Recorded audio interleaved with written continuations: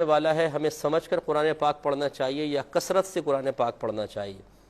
دیکھیں، میں تو ہمیشہ یہ ذکر کرتا ہوں اور پتہ نہیں نامعلوم مجھے سمجھ میں نہیں آتا کہ اس پر کیوں لوگوں کو اعتراض پیدا ہوتا ہے۔ قرآن پاک کا نزول صرف حصول ثواب کے لیے نہیں ہے، نہ میں ثواب کا منکر ہوں، میں تو بارہا یہ کہتا ہوں کہ آپ قرآن پڑھیں گے ثواب ملے گا، سمجھ میں آئے یا نہ آئے۔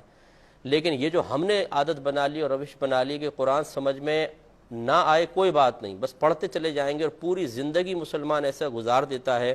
کہ اسے یہ نہیں پتہ ہوتا کہ میرا رب قرآن پاک میں مجھ سے کیا ارشاد فرما رہا ہے۔ میں ایسے حضرات سے کہ جو میری ان باتوں پر اعتراض کرتے ہوئے اور پبلکلی اس کو ڈسکس کرتے ہیں کہ دیکھیں جی مفتی صاحب نے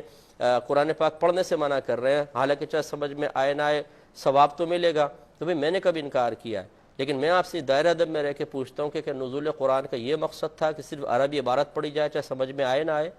صحابہ کرام جو عربی اللسان تھے ان کے بارے میں اللہ تعالیٰ نے فرمایا کہ یتلو علیہم آیاتہ ویزکیہم ویعلمہم الکتاب والحکمہ، کہ یہ رسول ان کے سامنے قرآن پاک کی تلاوت فرماتے ہیں، ان کا تزکیہ نفس فرماتے ہیں اور انہیں کتاب اور حکمت سکھاتے ہیں۔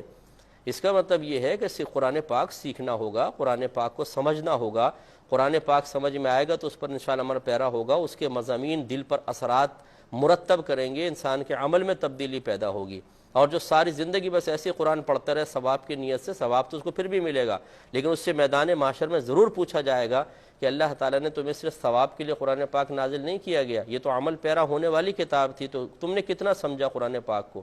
اس لیے مطلب یہ کہ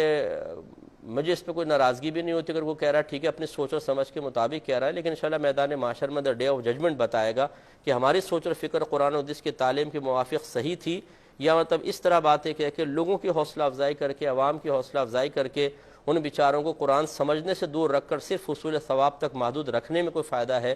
یہ تو پھر اپنی اپنی سوچ کی بات ہوتی ہے، وہ آخرت میں انشاءاللہ پتہ چل جائے گا۔ اس لیے جو ہم سے ہماری سوچ کے مطابق چلنا چاہتے ہیں، اور میں بالکل قرآن و حدیث کے موافق ہی بات کرتا ہوں، کوئی اپنی ذاتی رائے میری یہ نہیں ہے، تو قرآن و حدیث کی تعلیم کا نچوڑ ہے، تو ان سے میری گزارش یہ ہے کہ قرآن سمجھ کے پڑھیں، چاہے پورے رمضان ایک سپارہ پڑھیں، لیکن اچھی طرح سمجھ کے پڑھیں، ترجمے کے ساتھ، تفسیر کے ساتھ، یہ آپ کے لیے بہت بیسٹ ہوگا۔ ان سے کہیں زیادہ بہتر جو ساری زندگی قرآن پڑھتے رہیں لیکن سمجھ میں کچھ نہ آئے، ثواب انہیں ملے گا لیکن اس سے جو کم حق ہو قرآن پاک کا فائدہ تھا وہ کبھی حاصل نہیں ہوگا۔ جتنے ہماری یہ تقریریں ہم سن کے اپنے قلوب پر اثر محسوس کر کے عمل میں تبدیلی لانے کی کوشش کرتے ہیں، میں واللہ کہتا ہوں آپ قرآن پاک کو ترجمہ تفسیر سے پڑھیں، جو آپ کے قلب پر اثر قرآن کا ہوگا یہ کسی کی تقریر کا نہیں ہو سکتا، اس لیے کہ تقریر ایک عام آدمی کا کلام ہے اور قرآن پاک اللہ تبارک و تعالیٰ کا کلام ہے، اسے جب ہم پڑھتے ہیں تو دل پر بہت زیادہ اثر ہوتا ہے، اور ہر آیت اپنا ایک تقاضا رکھتی ہے، وہ تقاضا کرتی ہے، وہ اسی کو تقاضا محسوس ہوگا، اور تقاضے کے مطابق وہی شخص عمل پیرا ہو سکتا ہے جس نے قرآن پاک کو ترجمہ اور تفسیر کے ساتھ پڑھا ہے۔ اللہ تعالیٰ عمل کی توفیق عطا فرمائے۔